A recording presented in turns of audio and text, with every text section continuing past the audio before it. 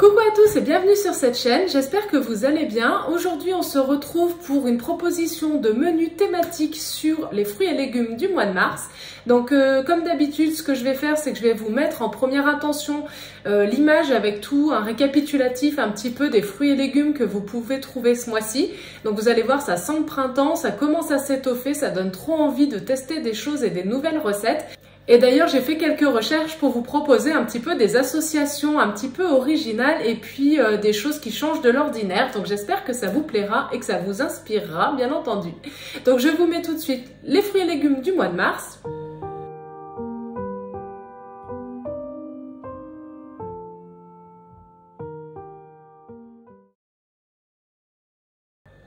Donc pour cette première recette, on va partir sur une poêlée de légumes qui change un petit peu de celle qu'on peut voir d'habitude. Donc on va partir sur rutabaga, poireaux, carottes et boulgour. C'est ça que j'ai bien aimé, c'est que ça a intégré du coup des céréales.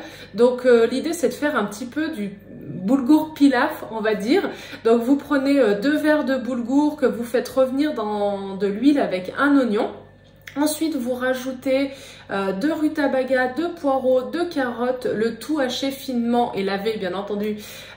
Donc vous rajoutez tout ça, vous laissez cuire une dizaine de minutes. Ensuite, vous rajoutez 4 verres de bouillon de légumes par-dessus. Vous continuez, vous touillez, vous faites absorber un petit peu le bouillon dans le boulgour. Et pour la dernière petite touche, vous rajoutez une cuillère à soupe de crème végétale de votre choix. Donc moi j'aime bien la crème de soja semi-épaisse. Ça lit tout et vous rajoutez les aromates qui vous plaisent. Voilà, donc c'était pour la première idée. En deuxième idée, parce qu'il y a quand même des journées où on a envie de manger des choses un peu type crudité, un peu fraîches, enfin je sais pas, moi là le printemps ça me donne envie de salade. Donc je vous propose une salade d'endives. Donc si vous trouvez des endives rouges, des endives carmine je crois qu'elles s'appellent, vous pouvez donc en prendre avec des cœurs d'artichaut. Alors moi je préfère faire des cœurs d'artichaut moi-même, c'est-à-dire que je vais manger toutes les feuilles, enfin racler toutes les feuilles et puis garder donc le cœur d'artichaut pour la salade, ça me fera plusieurs repas comme ça. Donc du coup je récapitule, salade d'endives, cœur d'artichaut, des petits radis parce que ça commence aussi à être la saison, des noix. Par rapport à la recette qui sera mise en description, en fait moi je vais rajouter des pommes de terre pour faire quand même une recette un petit peu plus complète. Et si vous le souhaitez, vous pouvez rajouter des petits dés de tofu que vous aurez bien fait revenir à la poêle. Et le tout, ça va être super bon. Avec du persil, avec des graines, enfin voilà, tout ce que vous aimez d'habitude et une bonne sauce un peu relevée. Et je pense que ce sera super bon. En troisième recette, quelque chose de beaucoup plus simple et que je pense plaira même aux enfants, ce sont des galettes de poireaux avec du riz. Donc très basique, pareil, je vous mets la recette en description, comme ça au moins vous avez accès directement au descriptif. Et je vais accompagner ça parce que ça fait un petit peu léger avec de la purée de pois cassés. Parce que comme du coup il y a du riz, je me suis dit voilà, avec les pois cassés ça permettra de se compléter et ce sera intéressant. En quatrième idée, j'ai cherché un korma de navet. Donc si je ne dis pas de bêtises, le korma c'est en fait l'idée de faire revenir d'abord les légumes avant de les faire mijoter. Donc je vais aussi vous mettre la recette tout en bas. Et donc l'idée ça va être de faire sauter justement tous ces légumes à la poêle, de rajouter une pâte.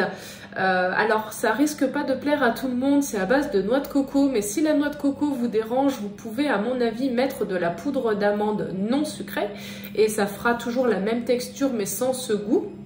Alors on se rapprochera moins de l'idée un peu indienne, mais en tout cas ça permet quand même d'avoir une base d'oléagineux et une pâte qui se tient, que vous pouvez insérer. Et après on rajoute donc du bouillon, mais vous allez voir, la recette est juste en dessous. En cinquième idée, pareil, repas un peu de flemme et super facile pour faire manger aussi à tout le monde des légumes. Ce sont des pâtes avec une sauce au chou-fleur accompagnée d'épinards sautés et de champignons. Donc le tout en fait c'est de mixer du chou-fleur, je sais plus exactement ce qu'elle utilise, je crois qu'il y a du tahini mais si vous n'en avez pas, bah, vous mettez une autre purée quelconque. Voilà, je vous mets la recette juste en dessous. En dernière idée, alors c'est vraiment pour vous proposer quelque chose de très original, je ne l'ai pas testé et là comme ça sur le papier je vais la modifier, mais je vous mets la recette d'origine en description aussi. En fait c'est du risotto de céleri rave. Le céleri rave c'est très particulier et là il propose en fait de faire vraiment comme si c'était un risotto, donc de hacher vraiment le céleri rave en tout petits morceaux pour que ça fasse comme si c'était des grains de riz et de faire après une cuisson type risotto. Personnellement, je vais faire la même recette, mais rajouter du vrai riz à risotto à l'intérieur parce que j'ai peur que le céleri rave uniquement me perturbe un peu. J'ai pas trop l'habitude d'en manger, donc je vais me faire un risotto, un vrai risotto au céleri rave, donc avec du vin blanc, du bouillon, de la margarine, voilà. Mais vous allez retrouver la recette telle qu'elle est prévue initialement et que j'ai trouvé du coup très originale.